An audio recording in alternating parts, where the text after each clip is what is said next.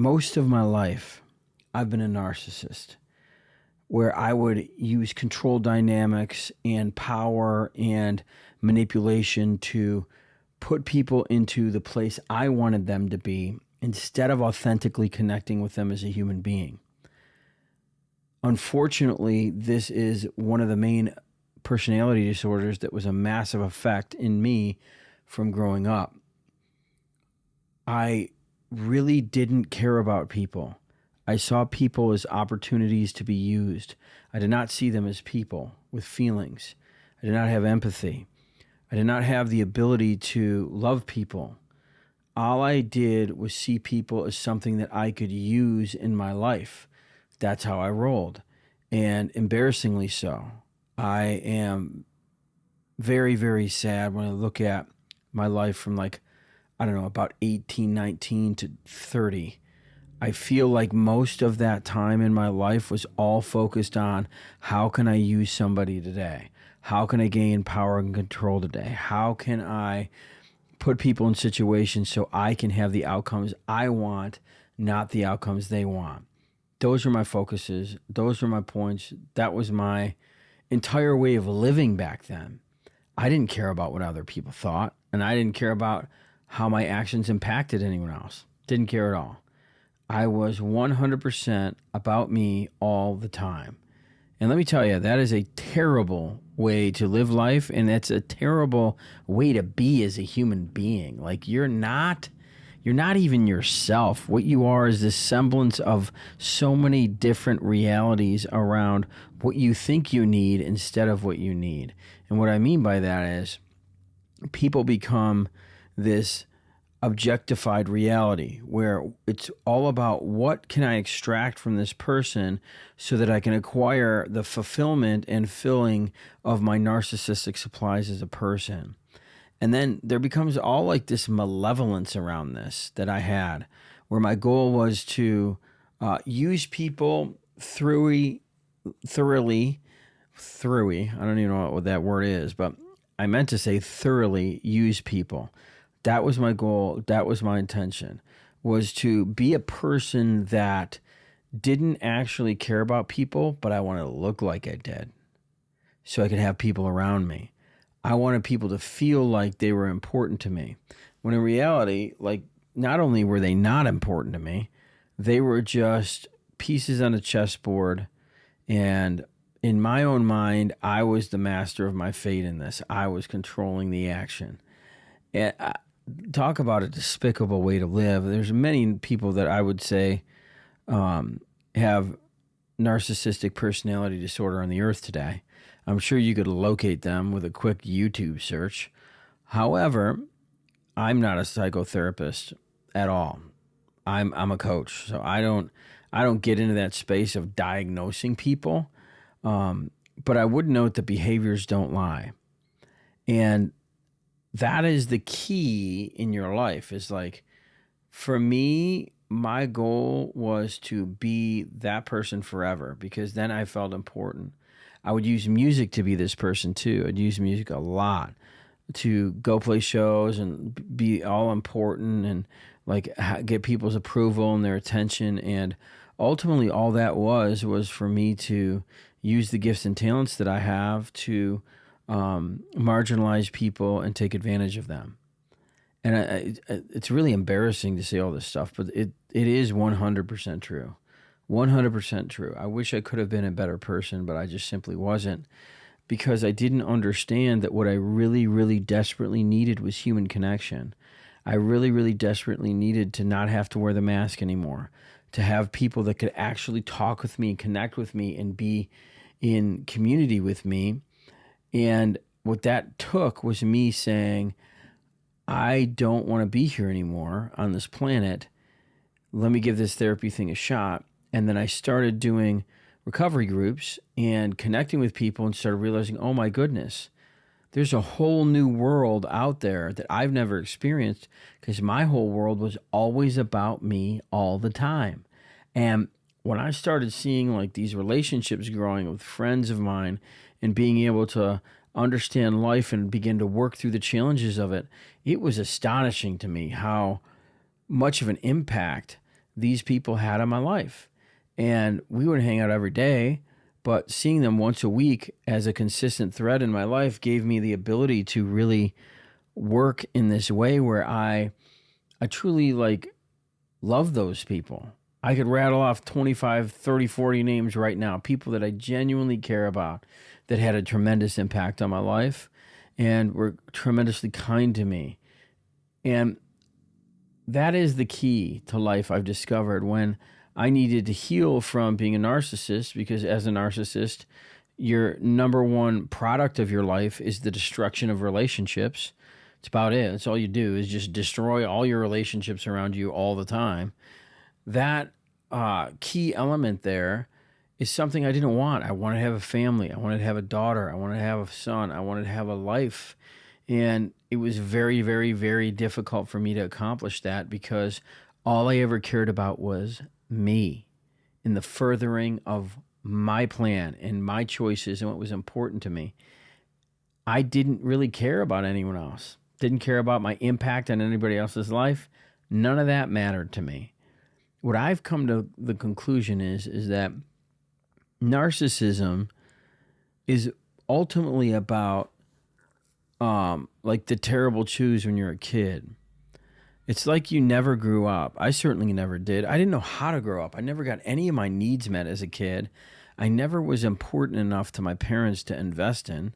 And so I just developed this unbelievable egomaniac, lunatic level of narcissism where everything was about me. And if you didn't have anything to give me, I'm moving on, man. You're not worth my time. What a despicable way to live. Like, that's what I've come to the conclusion is like instead of people having value, people are objects for me to use. That is the biggest problem I have with narcissism, is that ultimately the goal of narcissism, if you really want to call it what it is from somebody who has recovered from it, the goal of narcissism is to truly have people under my spell in complete manipulation of what I do. That's it. And this is why, like, you have family systems, you know, where you have a narcissist in it, and they got to be so controlling all the time. Can you get this? Can you get that? Da da da. When they could get it for themselves, you know what I mean? But that's the way I was. I was always about wanting to be able to exert power and control over people instead of wanting to be in relationship with people. Because the narcissist ultimately is their own God, and they can only ever be in relationship with themselves.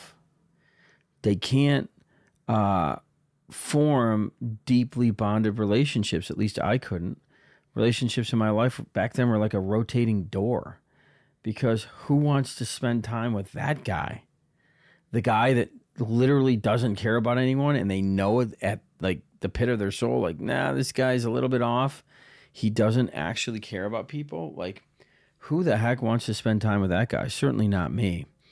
And that is ultimately what I've learned through this entire experience of life, is that if I'm going to have anything to give, I'm going to have to be empathetic and a giver to people.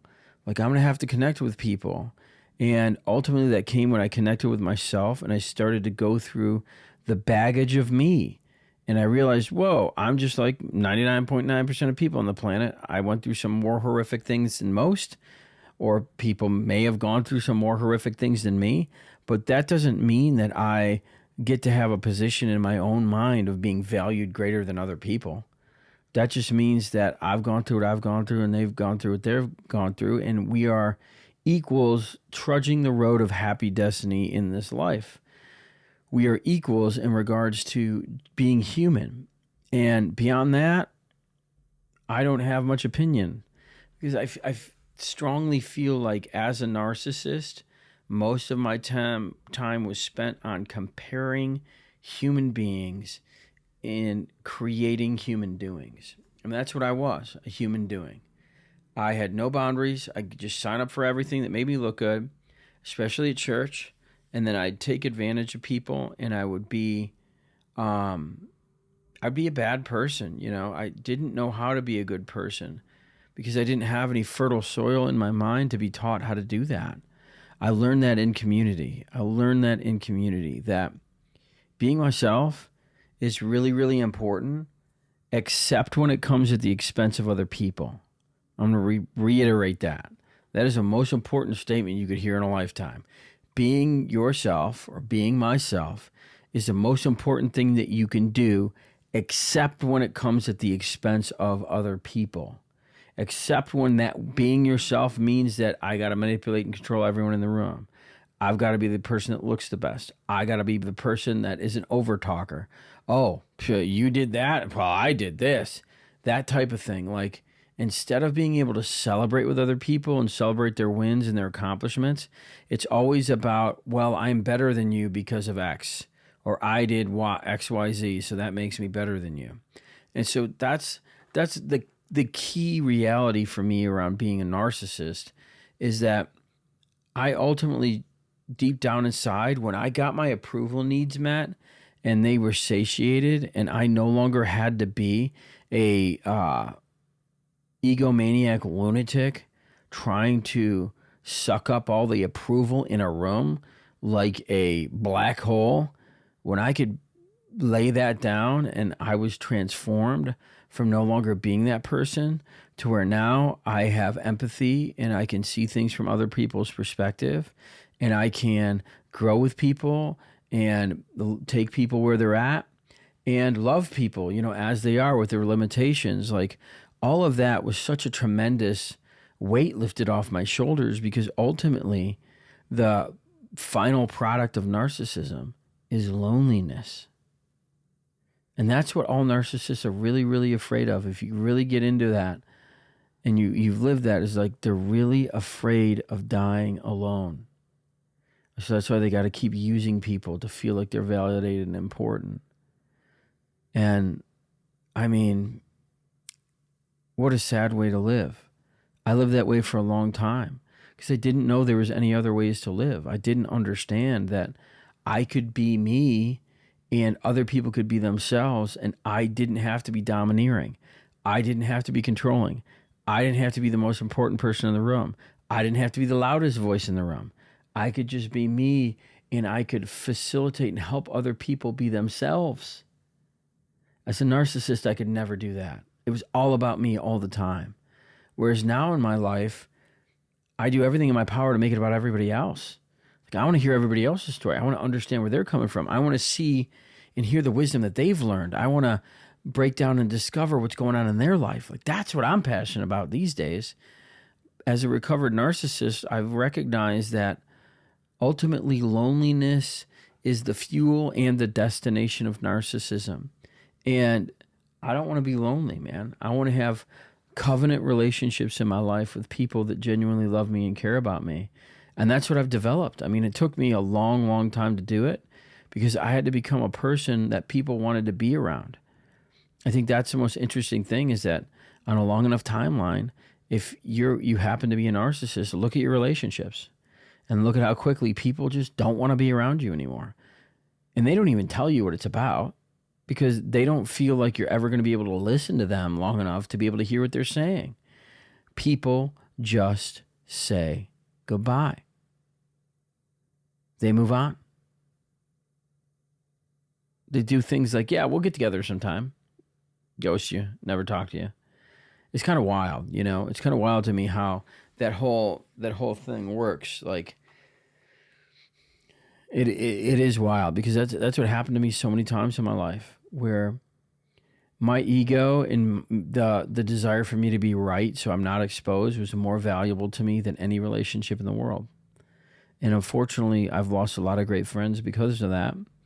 But now later on in life, I have gained some tremendous friends that I can walk the rest of my days with and be excited to be their friend, and be excited that I don't have to be that person anymore.